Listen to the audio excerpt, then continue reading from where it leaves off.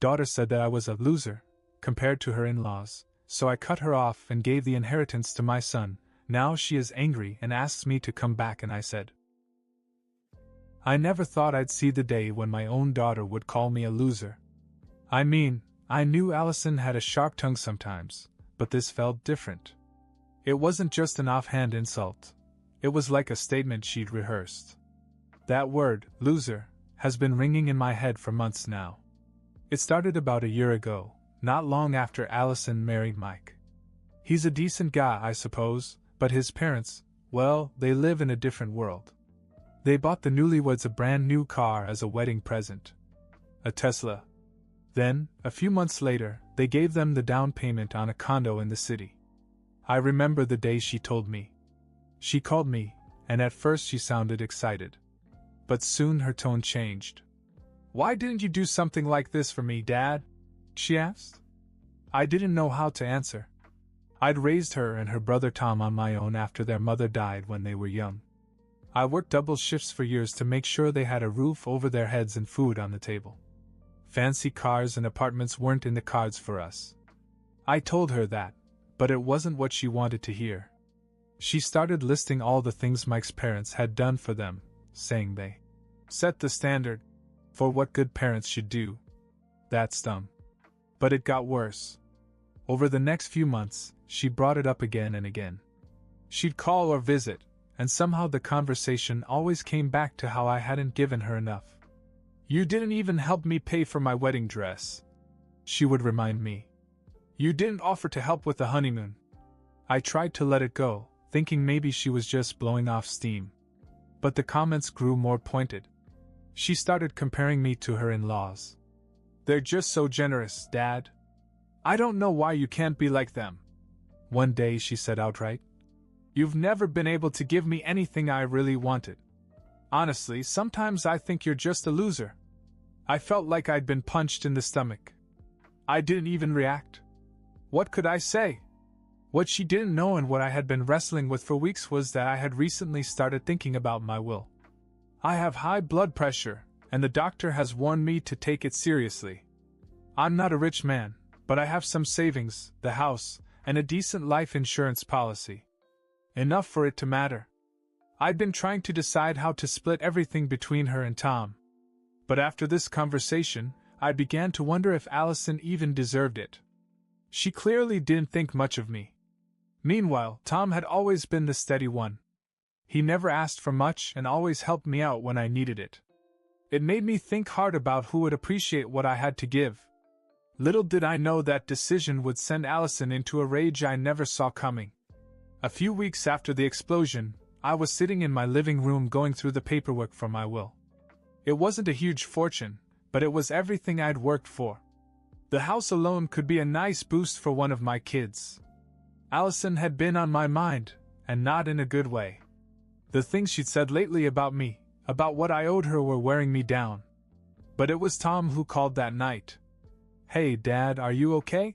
He asked. I told him I was fine, but he could always read between the lines. You sound stressed. Is it Allison again? I hesitated. I didn't like to burden him with family drama, but he already knew most of it.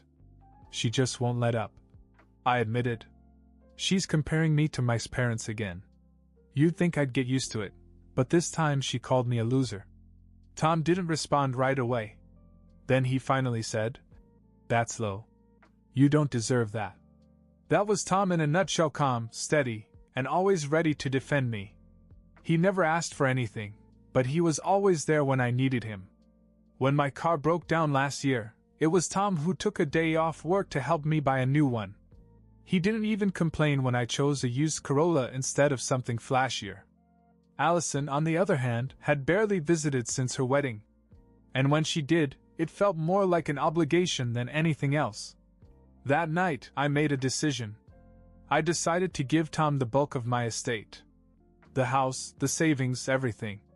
Allison would get a small amount. It felt fair to give her something, but the majority would go to the child who had always supported me, not the one who made me feel like I was never enough.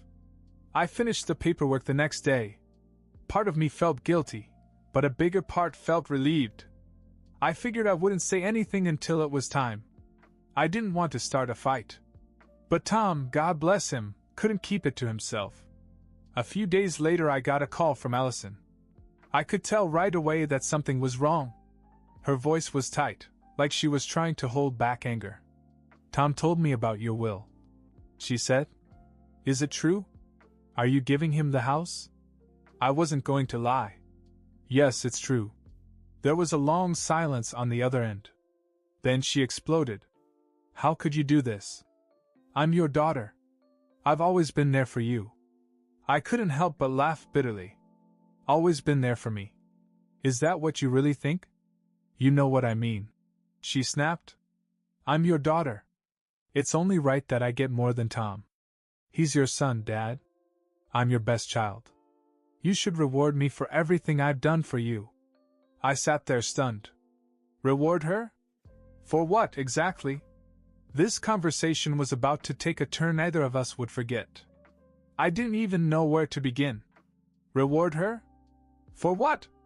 It felt like the entire history of our relationship was playing out in my head, and I struggled to find a single thing she'd done that met her sense of entitlement. Allison, I said carefully, you say you've always been there for me.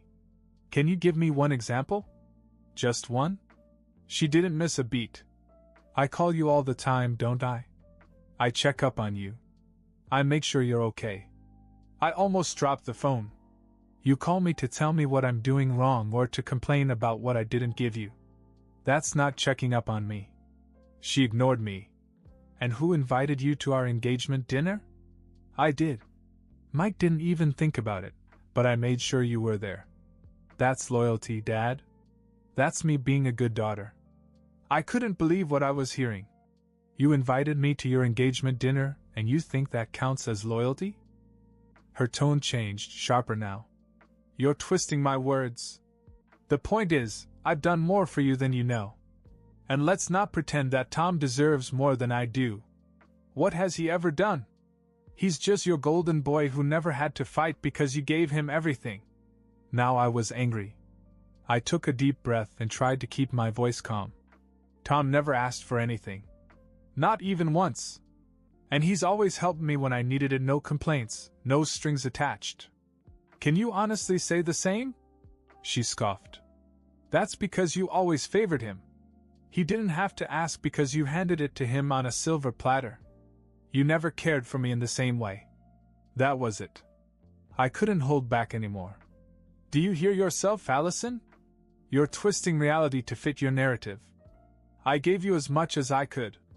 You went to college debt-free because I worked double shifts for years to make it happen. You got braces when you needed them. You went on field trips, had new clothes every year, and even had a car in high school. It wasn't a Tesla, but it was what I could afford. And now you're sitting here rewriting history because Mike's parents have more money to throw around than I ever could? For a moment, I thought she might actually back down. But instead, she doubled down. None of that matters. What matters is what you're doing right now. And right now you're cutting me out of what's rightfully mine. I couldn't believe the nerve. Rightfully yours? I repeated.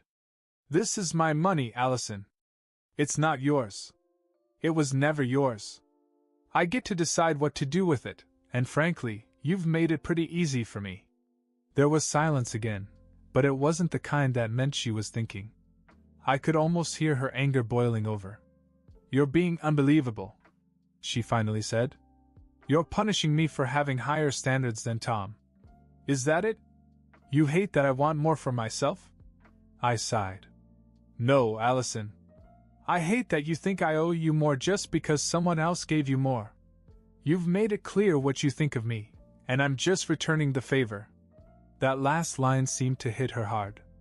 For the first time, she didn't have a quick comeback. I thought maybe that was the end of it, but then she said something I hadn't expected. You're going to regret this, Dad. You'll see. And with that, she hung up. A few weeks went by without a word from Allison. I figured she needed time to cool off, and frankly, I wasn't in any hurry to reopen that wound. Then, out of the blue, she showed up at my house one night, holding a stack of papers and looking determined. Can we talk? she asked. She wasted no time. Sitting at the kitchen table, she laid out her case like a lawyer in a courtroom. I've been thinking, Dad. This isn't fair. I'm the one who's married, the one who's starting a family. Don't you want your inheritance to help your future grandchildren? Tom doesn't need the house the way I do. I couldn't believe what I was hearing. You think Tom's future doesn't matter because he's not married? I asked. She waved it off. I'm not saying that. I'm saying you need to think about who this is really going to help the most. It wasn't just entitlement, it was calculated. Every point she made was designed to justify why she deserved more. I'm not punishing you, Allison, I said firmly when she finished. But I'm not rewarding behavior that's all about taking either. Her face hardened and she stood up, gathering her papers. You'll regret this, she said as she walked out. I thought that might be the end of it. I was wrong. A week later, I received a phone call from Mike, Allison's husband. He never called me directly, so I knew something was up. Hey, Mr. Carter, he started awkwardly. Listen, I wanted to talk to you about this whole inheritance thing. Allison's really upset. I sighed. Mike, that's not something I want to discuss with you. It's between me and my kids. I understand that, he said quickly. But you have to understand where she's coming from. We're under a lot of financial pressure right now. She feels like you're overlooking everything she's done to be a good daughter. Mike, I interrupted. I'm not going to argue with you about this. Allison knows why I made the decision I did. He didn't push, but it was clear he wasn't happy. Well, I just hope you reconsider. For the sake of the family. I hung up, more irritated than anything else. But that wasn't the end of it. A few days later, I started getting texts from extended family members. Why are you cutting Allison out? One cousin asked. Another said, I hear you're giving everything to Tom. That doesn't seem fair. It didn't take long to figure out that Allison had been making the rounds, telling everyone her version of events. She made it sound like I was playing favorites, like I didn't care about her or her future. I ignored it at first, but then I got a call from my sister, Diane. What's going on with you and Allison? She asked. She says you're leaving her with nothing. Of course she says that, I replied. But she's not telling you the whole story. Diane listened as I explained, but I could tell she was uncomfortable. Look, she finally said. I'm not saying she's right, but maybe you should try to make things right. She's your daughter, after all. This was exactly what Allison wanted, pressure from the family to make me back down. But if anything, it only made me more determined to stick with my decision. The way I saw it, Allison wasn't just upset. She was trying to manipulate me. And that only confirmed that I'd made the right decision. The family drama was exhausting, but I refused to let Allison guilt me into changing my mind. Still, it felt like the walls were closing in, and I knew she wasn't finished. One Saturday afternoon, Tom came over to help me with some yard work. We were trimming the hedges when he casually mentioned something that stopped me in my tracks. Allison talked to a lawyer, he said. I turned to him, stunned. A lawyer? For what? He shrugged, obviously uncomfortable. She said something about contesting the will. I don't know how serious she is, but I thought you should know. I couldn't believe it. Contesting the will? I wasn't even dead yet, and she was already planning to fight over my estate. That night, I sat down with a cup of coffee and tried to take it all in. Part of me wanted to call her and demand an explanation, but I knew that would only escalate the situation. Instead, I called my lawyer the next morning to make sure everything was airtight. A couple of days later, Allison called. This time there was no pretense of civility. Tom told you, didn't he? She said as soon as I picked up. Told me what? I asked, though I knew exactly what she meant. Don't play dumb, Dad. He told you I'm considering my options. I took a long breath. Allison, are you trying to fight me over money that isn't even yours yet? Do you hear how ridiculous that sounds? I'm doing what I have to do, she snapped. If you want to treat me like I don't matter, fine. But I'm not going to sit back and let you give everything to Tom just because you like him better. This isn't about liking someone better, I said. It's about respect. And you've shown me time and time again that you don't respect me or anything I've done for you. She scoffed. You think this is about respect? This is about fairness. You're punishing me for having expectations, for wanting more for myself. That's not fair, Dad. Fair? I said, unable to keep the frustration out of my voice. Fair would have been for you to treat me like your father, not like a bank you can cash in whenever it suits you. You made that choice, Allison. Not me. She didn't say much after that, but I could feel her anger through the phone. When she hung up, I realized something important. This wasn't just about money for Allison. It was about control. And I wasn't going to let her win. For a while, things were quiet. I thought maybe Allison had finally let it go, but deep down I knew better. She wasn't one to back down easily, especially when she thought she'd been wrong. It wasn't long before I was in for another surprise. One night, as I was going through the mail, I found a letter from Allison. It wasn't handwritten or heartfelt, it was from her lawyer. She was formally contesting the will, claiming that I was making decisions under undue influence from Tom. I couldn't believe it. Undue influence? Tom had never pressured me about anything. He didn't even know I was revising the will until I told him. But Allison painted a different picture. I immediately called my attorney. He assured me that the will was solid and that her claim had no merit, but that wasn't the point. The fact that she'd gone this far, dragging Tom and me through legal threats, was more than I could bear. Tom came over the next day, visibly upset. She sent me a letter too, he said, holding it up. She's accusing me of manipulating you. Can you believe that? I shook my head. I don't even recognize her anymore. That's not the Allison I raised. Tom sat down, clearly struggling with his own emotions. You know, Dad, I think she's just scared. Scared of being left out, of not being enough. That's what this is really about. Maybe, I admitted. But that doesn't excuse what she's doing. She's trying to hurt you, me, everyone, just to get her way. Tom nodded, but didn't say much more. He didn't need to. The damage had already been done, and we both knew it. Later that week, Allison called again, her tone more subdued this time. Look, Dad, she said. I'm sorry it had to come to this, but you're leaving me no choice. I've been trying to talk to you, and you're not listening. I hear you loud and clear, Allison, I said. You are willing to destroy this family for money. That's all I need to know. Her voice cracked, just a little. That's not fair, Dad. I just want what's right. I almost felt sorry for her at that moment, but I couldn't be swayed. What's right, I said, is to make decisions based on how people treat each other. You may not like it, but I stand by what I've done. After that, she didn't call for a while. But I knew the battle was far from over. Weeks went by, and though I didn't hear from Allison, the tension lingered like a storm cloud. Tom checked in regularly, mostly to make sure I wasn't letting the stress get to me. My blood pressure was bad enough without all this drama.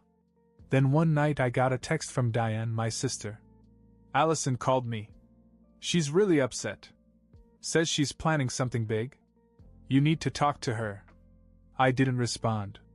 What was there to say? I wasn't going to beg my daughter to stop tearing the family apart over money. But the next day I found out what Diane was talking about. Tom showed up at my house, his face set in anger. Dad, did you see this? He asked, handing me his phone. It was a screenshot of a post Allison had made on social media. In it, she accused me of abandoning her as a child and playing favorites with Tom. She painted herself as the victim, claiming that I deliberately cut her out of my life and well because I couldn't handle her success and independence. The comments were worse. People we knew, friends, extended family, weighed in. Some defended me, but others sided with Allison. This is horrible. One person wrote, "Parents are supposed to treat their children equally." Another said, "I can't believe your dad would do this to you. Stay strong." My chest tightened as I read it all. She was dragging my name through the mud, turning our private family issues into a public spectacle. I can't believe she'd go this far, Tom said, pacing the living room. This isn't just about money anymore. She's trying to destroy your reputation. I sat down and stared at the floor.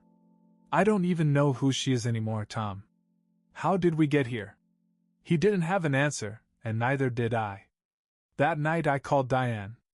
What exactly did Allison tell you? I asked. Diane hesitated. She said she feels that you've always favored Tom, that you've never appreciated her. She thinks this is her chance to stand up for herself. Stand up for herself? I said, almost laughing. By slandering me online? She's hurt, Carter, Diane said quietly. But I think she's in over her head. You need to talk to her before it gets worse. I thanked Diane for the advice, but I knew I wasn't going to take it.